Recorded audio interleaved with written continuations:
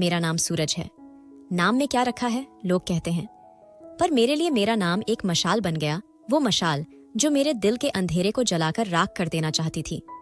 जैसे सूरज हर सुबह आसमान पर चढ़ता है, बादलों को चीरता है और धरती को उजाला देता है, वैसे ही मैंने अपने मन में एक आग जलाई थी। एक ऐसी आग जो मेरी गरीबी, मेरे परिवार की तकलीफ और समाज की तिरछी नजरों को जलाकर भस्म कर दे।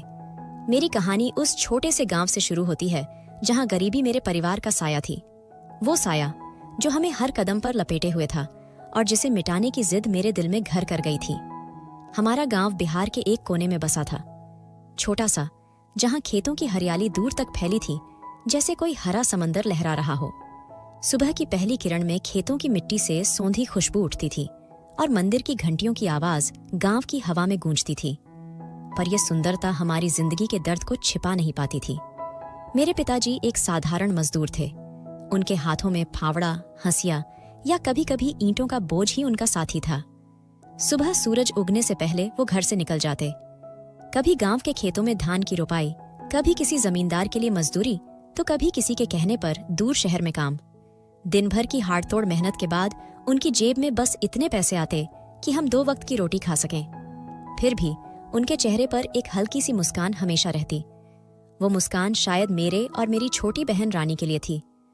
वो अपनी थकान को हमारे सामने कभी नहीं आने देना चाहते थे, पर मैं देखता था उनके झुर्रियों भरे चेहरे पर, उनकी थकी आंखों में और उनके कंधों पर बोझ की वो रेखाएं जो मेहनत की कहानी कहती थी। हमारा घर क्या, बस एक आशियाना था जो हमें बारिश और धूप से बचाता था। पहले हम एक मिट्टी के घर में रहते थे। कच्ची दीवारें जिन पर बारिश की बूंदें निशान छोड़ जाती थीं, छत पर पुरानी टीन और तिरपाल जो बारिश में टपकते थे। रात को माँ, मैं और रानी बर्तन इधर उधर रखते ताकि टपकता पानी हमारे बिस्तर को गीला न कर दे। रानी छोटी थी, उसे ये सब मजाक लगता। वो हंसते हुए बर्तन रखती और कहती, भैया आज तो घर में तालाब बन गया। मैं हंस देता, पर मन में एक कसक उठती। ये जिंदगी, ये गरीबी, क्या यही हमारी नियति थी? क्या हमारा जीवन बस इन्हीं टपकती छतों और खाली जेबों में सिमट कर रह जाएगा? फिर एक दिन सरकार की किसी योजना ने हमें राहत दी। हमें कॉलोनी में एक पक्का मकान मिला। छोटा सा, एक कमरा, एक रसोई और बाहर एक छोटा आंगन। हमारे लिए वो घर किसी महल से कम नहीं था। माँ ने पहली बार घर में कदम रखते वक्त माथे पर टीका लगाया, मंदिर में दिया जलाया और भगवान का शुक्रिया अदा किया। पिताजी ने मुझसे कहा, सूरज, अब हमारा भी एक पक्का घर है, अब तुझे पढ़ाई पर ध्यान देना है। मैंने सिर हिलाया, पर मन में एक तूफान उठ रहा था। ये घर तो बस एक शुरुआत था, मुझे इससे कहीं आगे जाना था। मुझे अपने परिवार की तकदीर बदलनी थी। हमारे रिश्तेदार जो उसी गांव में रहते थे, हमसे थोड़े बेहतर हाल में थे। उनके पास नौकरियां थीं, शहर में काम था और कुछ के पास छोटी मोटी दुकानें। उनके घर पक्के थे, उनके बच्चे अच्छे कपड़े पहनते थे और उनके पास वो सब था जो हमारे पास नहीं था। पर उनके दिल में एक अजीब सा घमंड था जो उनकी आंखों में साफ दिखता था। वो हमसे दूरी बनाकर रखते थे, जैसे हम कोई बोझ हो। अगर हम कोई छोटा मोटा समारोह रखते, जैसे रानी का जन्मदिन या कोई पूजा, तो वो लोग नहीं आते। उनके पास बहाने तैयार रहते, कभी कोई बीमार, कभी काम की व्यस्तता, तो कभी कुछ और। पर मैं उनकी आंखों में सच्चाई देख लेता था। वो सोचते थे कि अगर हमें थोड़ा सा भी सहारा दिया तो हम हर बार उनके पीछे पड़ जाएंगे। उनकी नज़र में हम भिखारी थे जो बस मांगने के लिए पैदा हुए थे। उनके हर सदस्य में, चाहे छोटा हो या बड़ा, एक अजीब सा अहंकार था। वो हमें कुछ नहीं समझते थे। मैं उस वक्त इंटर में था, 12वीं कक्षा। उम्र ऐसी थी जब लड़के गांव की गलियों में साइकिल दौड़ाते, तालाब में छलांग लगाते या दोस्तों के साथ हंसी मजाक करते। पर मेरे लिए वो वक्त अलग था। मैंने पिताजी की थकी आंखें देखी थीं, माँ की चुपके से बुदबुदाई प्रार्थनाएं सुनी थीं और रिश्तेदारों का तिरस्कार सहा था। मैंने देखा था कि रानी को नए कपड़े चाहिए थे, पर माँ पुराने कपड़ों को सिलकर उसे पहनाती थी। मैंने देखा था कि पिताजी की मेहनत के बावजूद हमारी जिंदगी नहीं बदल रही थी। उसी वक्त मैंने अपने दिल में एक संकल्प लिया, मैं ये जिंदगी नहीं जीऊंगा। मैं अपने परिवार की तकदीर बदलूंगा। मैं पढ़ लिख कर, मेहनत करके एक बड़ा आदमी बनूंगा। मैं ऐसा कुछ करूंगा कि लोग मेरे परिवार को इज्जत की नज़र से देखें। ये संकल्प मैंने किसी को नहीं बताया, न पिताजी को, न माँ को, न रानी को। मैंने इसे अपने दिल में छिपा कर रखा, जैसे कोई अनमोल खजाना। मेरी जिंदगी अब 2 हिस्सों में बंट गई थी। दिन में मैं पिताजी के साथ काम करता, कभी खेतों में धान की रोपाई, कभी ईंटें ढोना तो कभी किसी के घर मजदूरी। मेरे हाथों में छाले पड़ जाते, पीठ दुखने लगती, पर मैं रुकता नहीं। मैं जानता था ये मेहनत मेरे सपने का हिस्सा है। और रात को जब गांव सो जाता, मैं अपनी किताबें खोलता, एक छोटा सा दिया जलता और उसकी रोशनी में मैं पढ़ाई करता। मेरे दोस्त मुझे चिढ़ाते, अरे सूरज, तू तो बाबू बन गया, चल तालाब चलते हैं। मैं हंसकर टाल देता। मैंने दोस्ती, घूमना फिरना सब छोड़ दिया। मेरा वक्त अब सिर्फ मेरे सपने के लिए था। रात को पढ़ते वक्त जब दिए की लौ हिलती तो मुझे लगता जैसे वो मेरे संकल्प को और मजबूत कर रही हो। मैंने अपने कमरे की दीवार पर एक छोटा सा कागज चिपकाया था जिस पर लिखा था, सूरज, तुझे बड़ा आदमी बनना है। हर रात किताबें खोलने से पहले मैं उस कागज को देखता। वो मेरे लिए एक मंत्र था जो मुझे मेहनत करने की ताकत देता। पिताजी को मेरी मेहनत दिखती थी। वो कभी कभी रात को मेरे पास आते, मेरे सिर पर हाथ फेरते और कहते, सूरज, तू बहुत मेहनत करता है, बस अपनी सेहत का ध्यान रख। मैं मुस्कुराकर कहता, पिताजी, मैं ठीक हूं, आप चिंता मत करो। पर मां को शायद मेरे मन की बात समझ आती थी। वो चुपके से मेरे लिए दूध गर्म करती और कहती, बेटा, ये पी ले, रात जागने से ताकत चाहिए। मैं जानता था वो दूध हमारे लिए कितना कीमती था। फिर भी मां मुझे कभी खाली पेट पढ़ने नहीं देती थी। एक दिन ऐसा आया जब मेरी मेहनत रंग लाई। इंटर की परीक्षा के नतीजे आए। मैं पास हो गया, और न सिर्फ पास बल्कि अच्छे नंबरों से। गांव में ये खबर आग की तरह फैल गई। पिताजी का सीना गर्व से चौड़ा हो गया। मां ने मंदिर में माथा टेका और मेरे लिए मिठाई बनाई। रानी तो खुशी से उछल रही थी। वो बार बार कह रही थी, भैया, तू तो बड़ा आदमी बन गया। मैंने हंसकर उसका माथा चूमा और कहा, अभी तो शुरुआत है रानी। उस दिन हमने कॉलोनी में छोटा सा जश्न मनाया। मां ने बेसन के लड्डू बनाए और पिताजी ने बाजार से मिठाई का डब्बा लिया। उसी दिन हम बाजार गए। पिताजी को गर्व था और वो हर किसी को मेरे बारे में बता रहे थे। तभी संयोग से हमारे रिश्तेदार वहां मिल गए, वही जो हमसे दूरी बनाते थे। अरुण चाचा, जो हमारे चचेरे रिश्तेदार थे, अपने बेटे के साथ बाजार में थे। पिताजी ने गर्व से मेरे बारे में बताया, देखो, मेरा सूरज पास हो गया, अच्छे नंबर आए हैं। उन्होंने मिठाई का डब्बा उनकी ओर बढ़ाया। मैंने सोचा, शायद इस बार वो खुश होंगे, शायद इस बार वो हमें इज्जत देंगे। पर नहीं। अरुण चाचा ने बस हल्का सा मुस्कुराया, अच्छा, बधाई हो। फिर एक बहाना बनाकर चल दिए। मैंने पलटकर देखा तो वो मिठाई का डब्बा कूड़ेदान में फेंक रहे थे। मेरा दिल जैसे सन्न रह गया। क्या था उनके मन में? इतनी जलन क्यों? क्या इसलिए कि हम गरीब थे? क्या इसीलिए कि हम उनके बराबर नहीं थे? मैं समझ नहीं पाया। पर उस पल में मेरे संकल्प की आग और तेज हो गई। मैंने मन में ठान लिया कि एक दिन मैं ऐसा मुकाम हासिल करूंगा कि ये लोग मेरे सामने सिर झुकाएंगे। मैंने उस दिन का इंतजार शुरू कर दिया जब मैं अपनी मेहनत से, अपनी पढ़ाई से, अपने दम पर कुछ बन जाऊंगा। उस रात मैंने फिर से अपनी किताबें खोलीं। दिए की रोशनी में मैंने अपने सपनों को और मजबूत किया। मेरी जिंदगी का पहला कदम था ये, और मैं जानता था ये रास्ता लंबा है, कठिन है, पर मैं रुकने वाला नहीं। मेरे पीछे मेरा परिवार था, मेरे सामने मेरा सपना था, और मेरे दिल में एक जलती हुई आग थी जो मेरी गरीबी, मेरे परिवार की मजबूरियों और रिश्तेदारों के तिरस्कार को जलाकर राख कर देना चाहती थी। पर इस आग को हवा देने वाली, मेरे सपनों को पंख लगाने वाली एक ऐसी शख्सियत थी जिसका नाम था प्रिया। प्रिया मेरी दोस्त थी, पर मेरे लिए वो दोस्ती से कहीं ज्यादा थी। वो एक ऐसी रोशनी थी जो मेरे अंधेरे रास्तों को उजाला दे रही थी। वो एक ऐसी हिम्मत थी जो मेरे कमजोर पड़ते कदमों को थाम लेती थी। वो मेरे लिए एक सपना थी जो मैं अपने दिल में चुपके से संजोए हुए था, पर जिसे मैं कभी जाहिर करने की हिम्मत नहीं कर पाया। प्रिया से मेरी मुलाकात स्कूल में हुई थी। मैं पढ़ाई में अच्छा था, और शायद यही वजह थी कि उसने मुझसे दोस्ती की। वो गांव की लड़की थी, पर उसकी सोच गांव की तंग गलियों से कहीं ऊंची थी। उसकी आंखों में एक चमक थी, जैसे वो हर पल कुछ नया सीखना चाहती हो। उसकी बातों में एक जादू था जो मेरे जैसे साधारण लड़के को भी बड़े सपने देखने की हिम्मत देता था। प्रिया के लंबे काले बाल हवा में लहराते थे, और उसकी मुस्कान ऐसी थी कि मानो सूरज की किरणें बिखर रही हों। मैं उसे पसंद करता था ना सिर्फ उसकी दोस्ती, बल्कि उसके दिल की सादगी, उसकी हिम्मत और उसकी वो मुस्कान जो मेरे दिल को छू जाती थी। पर मैंने कभी अपने दिल की बात उसे नहीं बताई। मेरे मन में एक डर था, कहीं मेरी भावनाएं हमारी दोस्ती को तोड़ ना दें, कहीं वो मुझसे नाराज ना हो जाए, कहीं वो मुझे गलत ना समझ ले। इसलिए मैंने अपने दिल की बात को अपने सीने में दबा रखा था, जैसे कोई अनमोल खजाना जिसे मैं खोलने से डरता था। एक दिन मैं अपने सपनों के बोझ तले दबा हुआ था। गांव के पास वाला मंदिर, जहां एक पुराना बरगद का पेड़ था, वहां मैं और प्रिया बैठे थे। हवा में हल्की हल्की ठंडक थी। आसमान में बादल इधर उधर बिखरे हुए थे, जैसे मेरे मन के विचार। सूरज ढल रहा था और उसकी लालिमा बरगद की पत्तियों पर पड़ रही थी, जिससे वो और भी खूबसूरत लग रही थीं।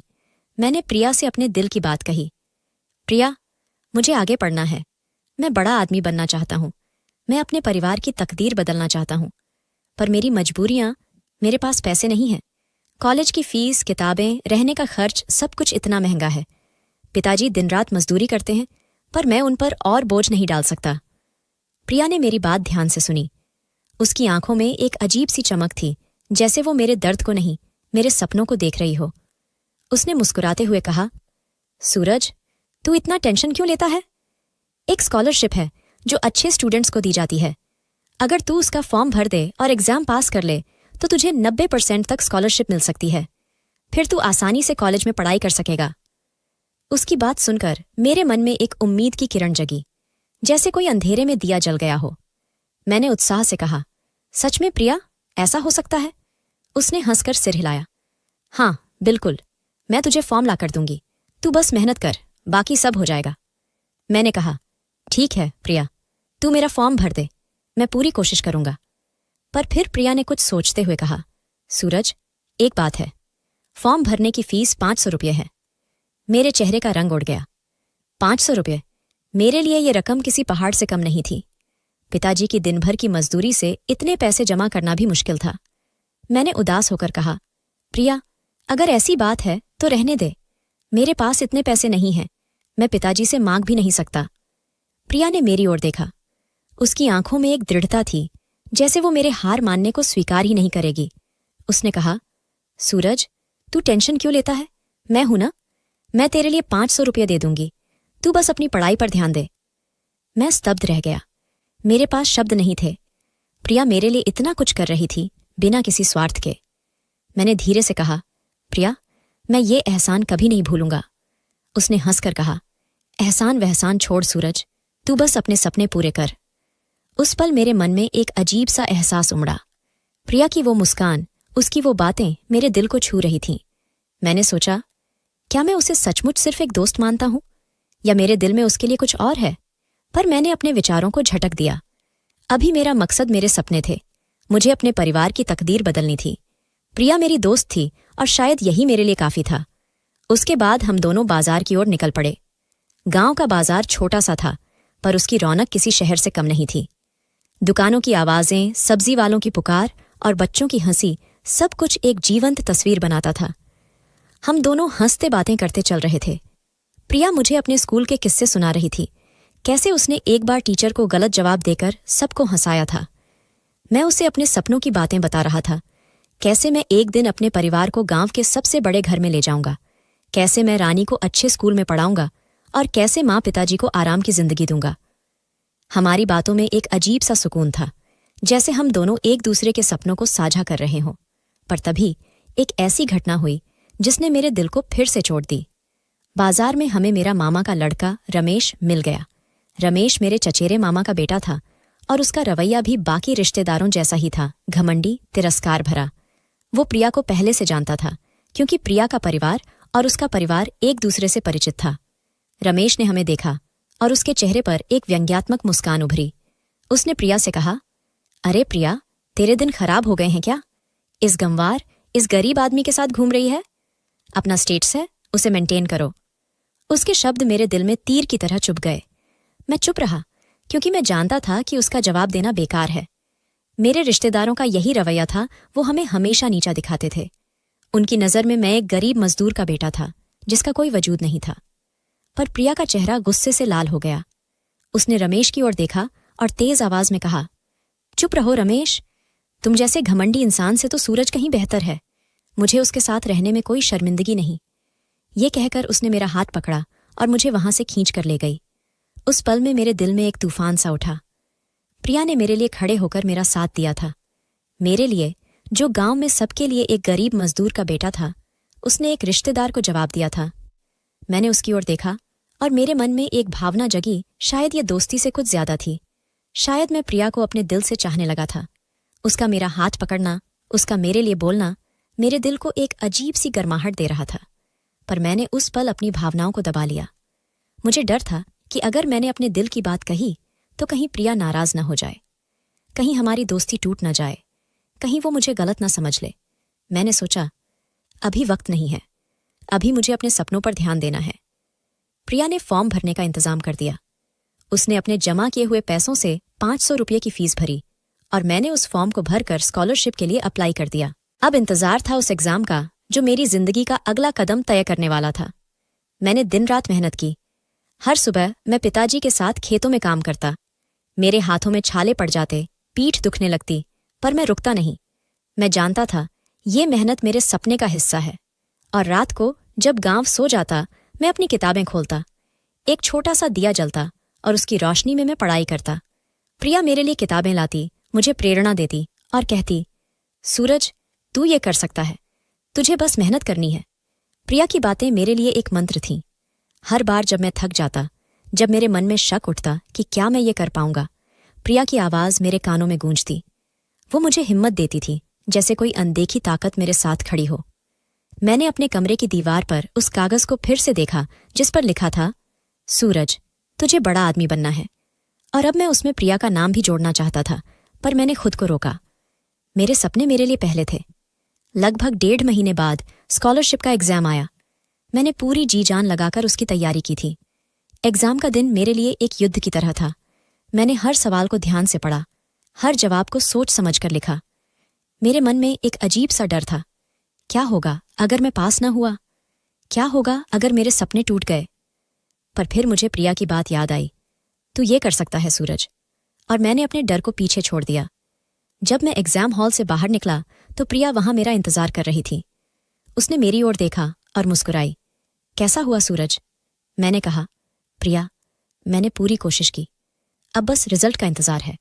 उसने मेरा कंधा थपथपाया और कहा, तुझे कामयाबी जरूर मिलेगी, मुझे तुझ पर यकीन है। रिजल्ट का दिन आया। मैं और प्रिया एक साइबर कैफे में कंप्यूटर के सामने बैठे थे। मेरे हाथ पसीने से भीग रहे थे। मेरा दिल जोर जोर से धड़क रहा था। प्रिया ने मेरा हाथ पकड़ा और कहा, सूरज, डर मत, तूने मेहनत की है, तुझे जरूर कामयाबी मिलेगी। जैसे ही रिजल्ट स्क्रीन पर आया, हम दोनों की आंखें चमक उठीं। मैंने 80 अंक स्कॉलरशिप हासिल कर ली थी और उससे भी बड़ी खबर, मुझे एक अच्छे कॉलेज में एडमिशन मिल गया था। मैं और प्रिया खुशी से चीख पड़े। हम एक दूसरे के गले लग गए और उस पल में मेरे दिल में एक अजीब सी गर्माहट थी। प्रिया की आंखों में आंसू थे, पर वो खुशी के आंसू थे।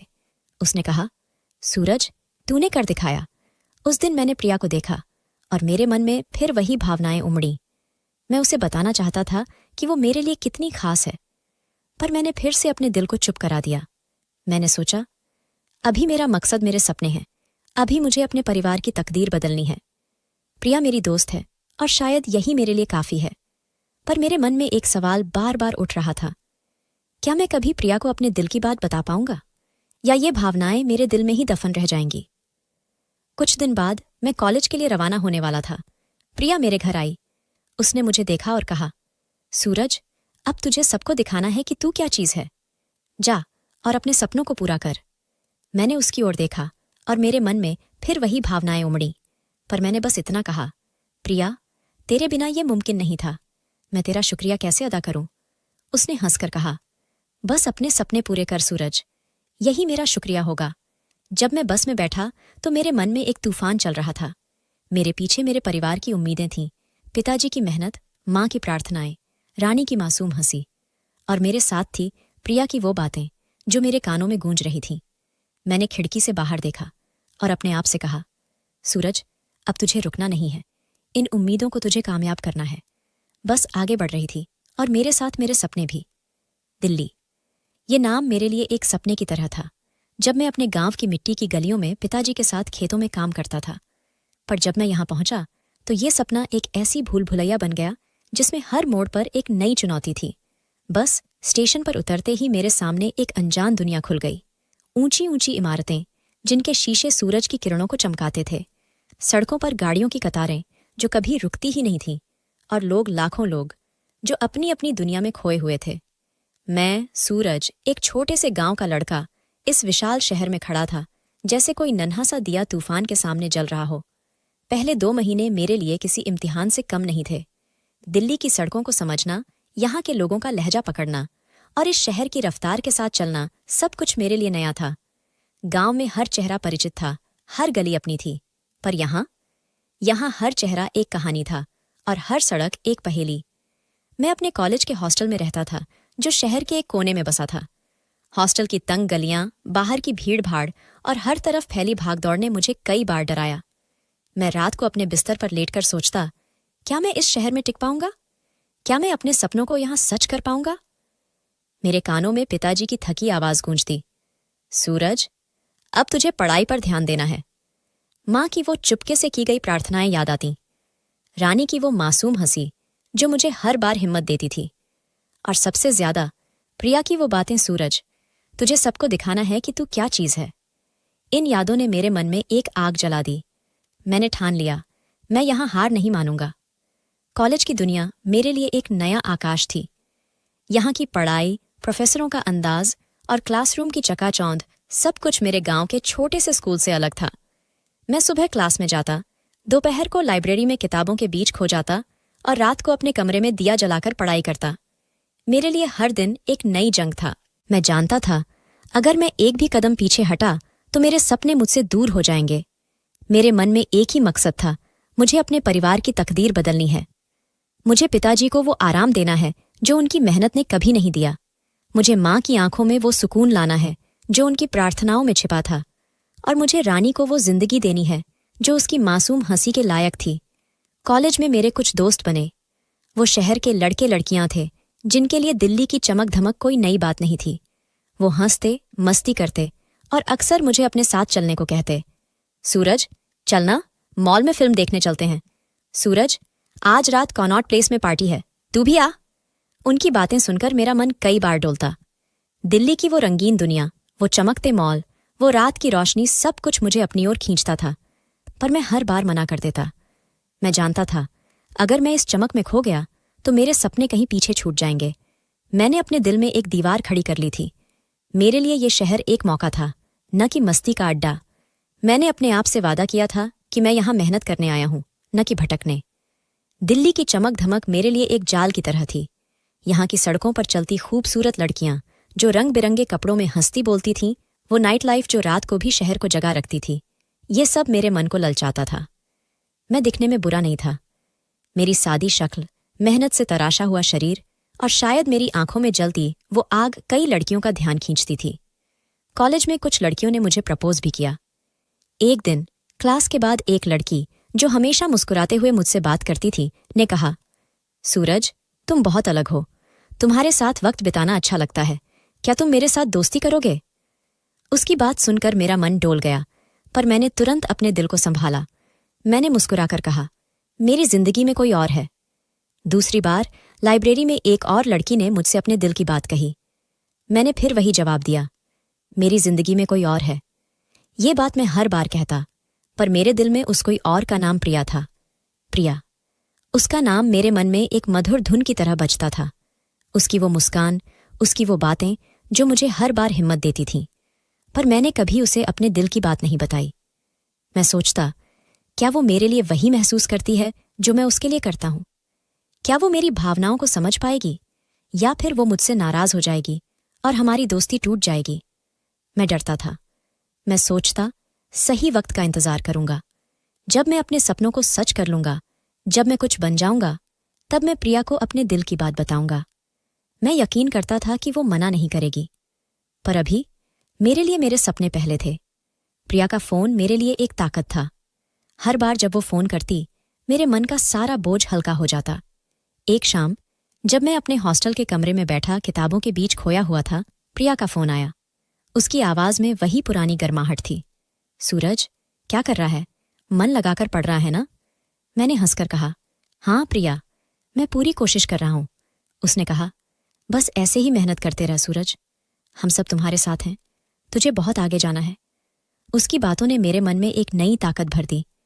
मैंने सोचा, प्रिया मेरे लिए इतना कुछ कर रही है। उसने मेरे लिए स्कॉलरशिप का फॉर्म भरा, मेरे लिए 500 रुपये खर्च किए, और अब भी वो मुझे हिम्मत दे रही है। मैं उसका ये एहसान कैसे भूल सकता हूं? उस रात मैंने अपनी किताबें बंद की और खिड़की के पास खड़ा हो गया। बाहर दिल्ली की रोशनी चमक रही थी, ऊंची इमारतें, गाड़ियों की लाइट्स और वो अनगिनत लोग जो अपनी अपनी दुनिया में खोए थे। मैंने सोचा, ये शहर मेरे लिए एक इम्तिहान है। यहाँ हर कदम पर एक नई चुनौती है। कॉलेज की पढ़ाई, नए दोस्तों का दबाव और इस चमक धमक का जाल, सब कुछ मेरे संकल्प को तोड़ने की कोशिश कर रहा था। पर मैं हर बार अपने आप को याद दिलाता, मैं यहाँ अपने परिवार के लिए हूँ। मैं यहाँ प्रिया के उस विश्वास के लिए हूँ जो उसने मुझ पर दिखाया था। मैं यहाँ अपने उस संकल्प के लिए हूँ जो मैंने अपने गांव की मिट्टी में लिया था। कॉलेज में मेरी मेहनत रंग ला रही थी। मेरे प्रोफेसर मेरे जवाबों से खुश रहते। मेरे दोस्त मुझसे पढ़ाई में मदद मांगते। एक दिन मेरे एक प्रोफेसर ने मुझे क्लास में बुलाकर कहा, सूरज, तुम्हारी मेहनत दिखती है, तुम में कुछ खास है। उनकी बात सुनकर मेरा सीना गर्व से चौड़ा हो गया। पर मैं जानता था, ये सिर्फ शुरुआत है। मेरा मकसद अभी बहुत दूर था। दिल्ली की जिंदगी ने मुझे कई बार आजमाया। कई बार मैं थक जाता। कई बार मेरे मन में ख्याल आता कि क्या मैं ये सब कर पाऊंगा? क्या मैं अपने परिवार की उम्मीदों पर खरा उतर पाऊंगा? पर हर बार जब मैं कमजोर पड़ता, प्रिया की आवाज मेरे कानों में गूंजती, सूरज, तुझे बहुत आगे जाना है। और मैं फिर से उठ खड़ा होता। मैंने अपने कमरे में एक नया कागज चिपकाया जिस पर लिखा था, सूरज, तुझे प्रिया का विश्वास तोड़ना नहीं है। हर बार जब प्रिया का फोन आता, मेरे चेहरे पर एक अनजानी मुस्कान फैल जाती। उसकी आवाज मेरे लिए एक मलहम थी जो मेरे सारे घावों को भर देती थी। मैं सोचता, क्या मैं कभी प्रिया को अपने दिल की बात बता पाऊंगा? क्या वो मेरे लिए वही महसूस करती है, या ये सब मेरे मन का वहम है? मैंने अपने दिल को समझाया कि अभी वक्त नहीं है, अभी मुझे अपने सपनों पर ध्यान देना है। पर मेरे मन में एक सवाल बार बार उठता, क्या सही वक्त कभी आएगा, या मेरी ये अनकही भावनाएं मेरे दिल में ही दफन रह जाएंगी? 4 साल, ये शब्द मेरे लिए सिर्फ समय का हिसाब नहीं थे, बल्कि मेरे संघर्ष, मेहनत और सपनों का एक लंबा सफर थे। दिल्ली की चमक धमक, उसकी भाग दौड़ भरी सड़कें और कॉलेज की कठिन पढ़ाई, सब कुछ मेरे लिए एक इम्तिहान था। पर मैं, सूरज, उस गांव का लड़का जिसके पिताजी दिन रात मजदूरी करते थे, जिसके घर की मिट्टी की दीवारें बारिश में टपकती थीं, उसने इस शहर में अपनी मेहनत का झंडा गाड़ दिया था। मैंने अपने कॉलेज में टॉप किया था। जब मेरा नाम कॉलेज के नोटिस बोर्ड पर सबसे ऊपर चमका, तो मेरे प्रोफेसरों ने मेरे कंधे ठपट पाए, मेरे दोस्तों ने तालियां बजाईं और मेरे दिल में एक गर्व की लहर उठी। पर यह गर्व मेरे लिए बस एक शुरुआत थी। मेरा संकल्प इससे कहीं बड़ा था। मैंने अपने गांव की मिट्टी में एक वादा किया था, खुद से, अपने माँ बाप से और प्रिया से। मैं अपने परिवार की तकदीर बदलना चाहता था। मैं उन रिश्तेदारों को जवाब देना चाहता था जिन्होंने हमें नीचा दिखाया था। मैं प्रिया के उस विश्वास को सच करना चाहता था जिसने मुझे यहां तक पहुंचाया था। कॉलेज की डिग्री मेरे लिए एक पड़ाव थी, मंजिल नहीं। इसलिए मैंने एक और सपना चुना, IAS बनना। ये सपना मैंने अपने दिल में छिपा रखा था। मैंने किसी को नहीं बताया, न अपने माँ बाप को, न प्रिया को। मैं जानता था, अगर मैंने ये बात किसी को बताई तो शायद दबाव बढ़ जाएगा। मैं चुपके से, अकेले इस जंग की तैयारी में जुट गया। दिल्ली में मेरी जिंदगी 2 हिस्सों में बंट गई थी। दिन में कॉलेज की पढ़ाई और रात में IAS की किताबें। मेरे हॉस्टल के कमरे में एक छोटी सी मेज थी जो मेरी दुनिया बन गई थी। उस मेज पर किताबों का ढेर था और मेरे सामने एक छोटा सा कागज जिस पर लिखा था, सूरज, तुझे बड़ा आदमी बनना है। मैं रात को देर तक जागता जब मेरे दोस्त मॉल्स में फिल्में देख रहे होते या पार्टियों में नाच रहे होते। मैं जानता था, अगर मैं उनकी राह पर चला तो मेरे सपने कहीं पीछे छूट जाएंगे। मेरे लिए हर रात एक नई जंग थी और हर सुबह एक नई उम्मीद। इन 4 सालों में मेरे माँ बाप का फोन कई बार आया। उनकी आवाज में एक बेचैनी थी, एक प्यार था और एक उम्मीद थी। एक दिन माँ ने फोन पर कहा, सूरज बेटा, 4 साल बीत गए, तू एक बार भी गांव नहीं आया। अब तो तेरी पढ़ाई पूरी हो गई ना, जल्दी से घर आ जा, कोई अच्छी सी नौकरी कर ले, हम उसी में खुश हो जाएंगे। उनकी बात सुनकर मेरा दिल भर आया।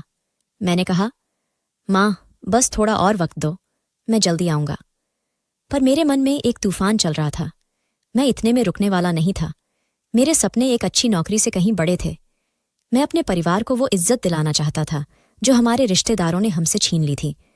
मैंने माँ से वादा किया कि मैं जल्दी लौटूंगा, पर मैं जानता था, जब मैं लौटूंगा तो कुछ बनकर लौटूंगा। प्रिया, उसका नाम मेरे मन में एक मधुर धुन की तरह गूंजता था।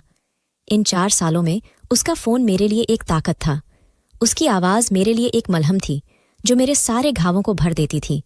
पर मैंने उसे अपने आईएएस की तैयारी के बारे में नहीं बताया। मैं चाहता था कि जब मैं कामयाब हो जाऊं तो उसे सरप्राइज दूं। मैं चाहता था कि वो मेरी कामयाबी देखकर गर्व महसूस करे। पर मैं अब भी अपने दिल की बात उसे नहीं बता पाया था। मैं सोचता, सही वक्त का इंतजार करूंगा। जब मैं आईएएस बन जाऊंगा, जब मैं अपने परिवार को इज्जत दिला दूंगा, तब मैं प्रिया को अपने दिल की बात बताऊंगा। मैं यकीन करता था कि वो मना नहीं करेगी। पर एक दिन माँ का फोन आया और उनकी आवाज में एक दर्द था जो मेरे दिल को चीर गया। वो रोते हुए बोली, सूरज, हमारे रिश्तेदारों ने फिर से हमारी बेइज्जती की। तेरी बहन रानी उनके घर 2 दिन रही थी। जब वो लौटी तो उनके घर से एक चीज गायब थी। उन्होंने रानी पर चोरी का इल्जाम लगा दिया। सूरज, हमारा तो दिल टूट गया। वो हमारे घर आए, हंगामा किया, सामान तोड़ा और सबके सामने हमें बेइज्जत किया। सच ये है कि उनके नौकर ने चोरी की थी, पर इल्जाम रानी पर लगा। माँ की आवाज में वो दर्द था जो मैं बर्दाश्त नहीं कर पाया। मेरी आंखों में आंसू आ गए, पर मैंने उन्हें जाहिर नहीं होने दिया। मैंने शांत स्वर में कहा, माँ, टेंशन मत लो, हमारा वक्त आएगा। और जब हमारा वक्त आएगा तो ये लोग जो हमें नीचा दिखाते हैं हमारे जूतों के नीचे होंगे। बस थोड़ा और इंतजार करो, मैं जल्दी लौटूंगा। माँ की बात ने मेरे संकल्प की आग को और भड़का दिया। मैंने सोचा, ये रिश्तेदार जो हमें भिखारी समझते थे, जो मेरी बहन पर चोरी का इल्जाम लगाते थे, एक दिन मेरे सामने सिर झुकाएंगे। मैंने अपनी मेहनत को और तेज कर दिया। मैं दिन रात आईएएस की तैयारी में जुट गया। मेरे कमरे की वो छोटी सी मेज मेरी जंग का मैदान बन गई। मैंने हर किताब, हर सवाल, हर जवाब को अपने खून पसीने से सींचा। मैं जानता था ये मेहनत मेरे परिवार की इज्जत वापस लाएगी। 1 साल बाद आईएएस का एग्जाम आया। मैंने पूरी जी जान लगाकर उसकी तैयारी की थी। प्रीलिम्स, मेंस और फिर इंटरव्यू, हर कदम मेरे लिए एक नया इम्तिहान था। प्रीलिम्स में मैंने हर सवाल को ध्यान से पढ़ा, हर जवाब को सोच समझ कर लिखा। मेंस में मैंने अपने गांव की मिट्टी, अपने परिवार की मेहनत और अपने सपनों को अपने जवाबों में उतारा। और जब इंटरव्यू का समय आया तो मेरे मन में एक अजीब सा डर था। क्या मैं इन बड़े बड़े लोगों के सामने टिक पाऊंगा? पर फिर मुझे प्रिया की बात याद आई, सूरज, तुझे बहुत आगे जाना है। और मैंने अपने डर को पीछे छोड़ दिया। इंटरव्यू में मैंने अपने गांव की कहानी सुनाई, अपने परिवार की मेहनत की बात की और अपने सपनों को बयां किया। जब मैं बाहर निकला तो मेरे मन में एक यकीन था। मैंने अपनी पूरी ताकत झोंक दी थी। अब बस रिजल्ट का इंतजार था। मैंने फैसला किया कि मैं गांव लौट जाऊंगा। मैं अपने माँ बाप के पास जाना चाहता था। उनकी आंखों में वो सुकून देखना चाहता था जो मेरी कामयाबी से आएगा। जब मैं गांव पहुंचा तो मेरे घर में जैसे त्योहार सा माहौल था। माँ ने मुझे गले लगाया और उनकी आंखों में आंसू थे, खुशी के आंसू। पिताजी ने मेरे कंधे पर हाथ रखा और कहा, सूरज, तूने हमारा सिर ऊंचा कर दिया। रानी दौड़कर मुझसे लिपट गई और बोली, भैया, तू सचमुच बड़ा आदमी बन गया। मैंने हंसकर उसका माथा चूमा, पर मेरे मन में एक बेचैनी थी। रिजल्ट अभी बाकी था। उसी शाम मैंने प्रिया को फोन किया। मैंने कहा, प्रिया, मैं गांव आ गया हूं। उसकी आवाज में एक अजीब सी खुशी थी। सूरज, मैं अभी आती हूं। जब प्रिया मेरे घर पहुंची तो मैं उसे देखकर ठिठक गया। वो और भी खूबसूरत लग रही थी, पर उसकी आंखों में मेरे लिए वो ही पुराना विश्वास था। और मैं? प्रिया ने हंसकर कहा, सूरज, तू तो एकदम बदल गया है। अब तो तू किसी हीरो से कम नहीं लगता। मैंने हंसकर कहा, प्रिया, ये सब तेरे विश्वास की वजह से है। वो मेरी बात सुनकर मुस्कुराई और उस पल में मेरा दिल फिर डोल गया। मैं उसे अपने दिल की बात बताना चाहता था, पर मैंने फिर से अपने आप को रोका। मैंने सोचा, बस थोड़ा और इंतजार। जब रिजल्ट आएगा, जब मैं आईएएस बन जाऊंगा, तब मैं प्रिया को अपने दिल की बात बताऊंगा। मैं अपने गांव की मिट्टी में वापस लौट आया था। 5 साल की मेहनत, दिल्ली की चमक धमक में बिताए वो दिन और मेरे दिल में जलती वो आग, सब कुछ मेरे साथ था। मैंने कॉलेज में टॉप किया था, आईएएस की तैयारी चुपके से की थी और अब रिजल्ट का इंतजार था। मेरे माँ बाप की आंखों में खुशी थी, रानी की हंसी में एक नया जोश था और मेरे मन में प्रिया की वो बातें गूंज रही थीं, सूरज, तुझे सबको दिखाना है कि तू क्या चीज है। पर उस दिन जब पिताजी का फोन आया, मेरे दिल में एक नई आग भड़क उठी। पिताजी की आवाज में गुस्सा और दर्द दोनों थे। उन्होंने कहा, सूरज, तेरे मामा के घर से खबर आई है। तेरा चचेरा भाई रमेश सब इंस्पेक्टर बन गया है। आज उनके घर बड़ी पार्टी है, पर हमें नहीं बुलाया। गांव के बाकी रिश्तेदारों को बुलाया, पर हमें नहीं। मुझे लगता है अब वो हमें और सताएंगे। उनकी बात सुनकर मेरा खून खौल उठा। रमेश वही रमेश जिसने बाजार में मुझे भिखारी कहा था, जिसने प्रिया के सामने मेरी बेइज्जती की थी, जिसके परिवार ने रानी पर चोरी का इल्जाम लगाकर हमारे घर में हंगामा किया था। मैंने शांत लेकिन दृढ़ स्वर में कहा, पापा, टेंशन मत लो, आप तैयार हो, हम जाएंगे। लोग चाहे कितना मना करें, आखिर वो मम्मी का घर है। मामा ने बुलाया या नहीं, हमें तो जाना है। मैंने पिताजी को तैयार होने को कहा। मैं खुद भी तैयार हुआ। माँ ने मुझे रोकने की कोशिश की। सूरज, क्या जरूरत है? वो लोग हमें नहीं देखना चाहते। पर मैंने कहा, माँ, हमें जाना होगा, ये हमारी इज्जत की बात है। मेरे मन में एक जिद थी। मैं उन रिश्तेदारों को दिखाना चाहता था कि सूरज अब वो पुराना सूरज नहीं है। मैंने अपने सबसे अच्छे कपड़े पहने, एक सादी लेकिन साफ सुथरी शर्ट और पैंट जो मेरी मेहनत की कहानी कहती थी। पिताजी ने भी अपनी पुरानी लेकिन सम्मानजनक धोती कुर्ता पहना और हम मामा के घर की ओर निकल पड़े। रास्ते में मेरे मन में एक तूफान चल रहा था। क्या होगा वहां? क्या वो फिर से हमें बेइज्जत करेंगे? क्या रमेश फिर से अपने घमंड में हमें नीचा दिखाएगा? पर मेरे दिल में एक यकीन था, मेरा वक्त आने वाला है। मैंने अपने आप से कहा, सूरज, तूने 4 साल तक दिल्ली में मेहनत की है। तूने अपने सपनों को सच करने के लिए दिन रात एक किया है। आज तुझे डरने की जरूरत नहीं। मामा का घर गांव का सबसे बड़ा घर था। पक्की दीवारें, चमकता हुआ आंगन और बाहर खड़ी गाड़ियां, सब कुछ उनकी रौबदारी की कहानी कहता था। जब हम वहां पहुंचे तो पार्टी पूरे शबाब पर थी। गांव के बड़े बड़े लोग, रिश्तेदार और पड़ोसी जमा थे। खाने की खुशबू, हंसी मजाक की आवाजें और म्यूजिक का शोर, सब कुछ एक उत्सव की तरह था। पर जैसे ही हमने आंगन में कदम रखा, सारी नजरें हम पर टिक गईं। रमेश, जो अपने नए सब इंस्पेक्टर के यूनिफॉर्म में इठलाता हुआ घूम रहा था, हमें देखकर रुक गया। उसकी आंखों में वही पुराना घमंड था, वही तिरस्कार। उसने जोर से हंसते हुए कहा, अरे, ये भिखारी सब कहाँ से आ गए? इन्हें तो हमने बुलाया ही नहीं था। उसकी बात सुनकर सारे लोग हंसने लगे। पिताजी का चेहरा लाल हो गया और मेरे दिल में एक आग सी भड़क उठी। मैंने कुछ कहने के लिए मुंह खोला, पर तभी एक जोरदार आवाज गूंजी, रमेश। एक पुलिस इंस्पेक्टर, जिसके यूनिफॉर्म पर चमकते हुए बैज थे, तेज कदमों से आंगन में दाखिल हुआ। उसने रमेश को देखा और सख्त लहजे में कहा, तुम्हें पता भी है कि तुम किसके सामने खड़े हो? तुम किसकी बेइज्जती कर रहे हो? मैं हैरान था। ये क्या हो रहा था? मेरे मन में एक सस्पेंस जागा। मैंने सोचा, ये इंस्पेक्टर मुझे क्यों सलाम कर रहा है? ये रमेश को क्यों डांट रहा है? इंस्पेक्टर मेरी ओर मुड़ा और सलाम ठोंकते हुए बोला, सर, क्या आपने रिजल्ट नहीं देखा? आप IAS ऑफिसर बन गए हैं और आप उसी थाने के इंचार्ज हैं जहां रमेश काम करता है। उसकी बात सुनकर मेरे पैरों तले जमीन खिसक गई। IAS officer? मैं? मेरे कानों में जैसे घंटियां बजने लगीं। मैंने जल्दी से अपने फोन को जेब से निकाला और रिजल्ट चेक किया, और सचमुच मेरा नाम था सूरज, IAS रैंक होल्डर। मेरे मन में एक तूफान सा उठा, खुशी, गर्व और राहत, सब कुछ एक साथ। मैंने रमेश की ओर देखा, जिसका चेहरा अब सफेद पड़ चुका था। उसकी बोलती बंद थी। मैंने अपनी आवाज को मजबूत किया और आंगन में मौजूद हर शख्स की ओर देखकर चिल्लाया, देखो सब लोग, शुरू से लेकर अब तक तुमने मुझे और मेरे परिवार को बहुत सताया। तुमने हमें भिखारी कहा, मेरी बहन पर चोरी का इल्जाम लगाया, हमारे घर में हंगामा किया। पर आज मैं यहां खड़ा हूं एक IAS ऑफिसर के रूप में। अब कोई है मेरे लायक? मेरी आवाज में एक गूंज थी जो उस आंगन में गूंज रही थी। वहां मौजूद हर शख्स जो कभी मेरी बेइज्जती करता था, अब चुप था। उनकी आंखें नीची थीं, उनके चेहरे पर शर्मिंदगी थी। इंस्पेक्टर ने रमेश की ओर देखा और सख्त लहजे में कहा, रमेश, सर से माफी मांगो। रमेश की बोलती बंद थी। वो मेरे सामने आया, उसकी आंखें डर से भरी थीं। वो मेरे पैरों में गिर गया और कांपते हुए बोला, सूरज, सर, मुझे माफ कर दो। मेरी जॉब बहुत मुश्किल से मिली है। प्लीज मेरी जॉब मत छीनना। बाकी रिश्तेदार जो कभी हमसे नजरें चुराते थे, अब मेरे सामने हाथ जोड़कर माफी मांगने लगे। सूरज, हमें माफ कर दो। हमें नहीं पता था कि तू इतना बड़ा आदमी बनेगा। मैंने उन्हें देखा और कहा, मैं तुम्हें माफ नहीं करूंगा। तुमने मेरे परिवार की इज्जत को ठेस पहुंचाई। अब तुम मेरे सामने सिर झुकाओगे। पिताजी, जो अब तक चुप खड़े थे, अब सीना तानकर खड़े हो गए। उनकी आंखों में गर्व था और उनके चेहरे पर एक मुस्कान थी। वो मेरे पास आए और मेरे कंधे पर हाथ रखा।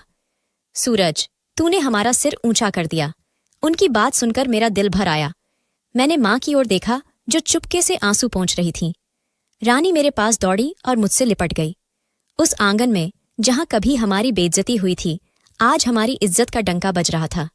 जब हम घर लौटे तो हमारा छोटा सा पक्का मकान किसी महल से कम नहीं लग रहा था।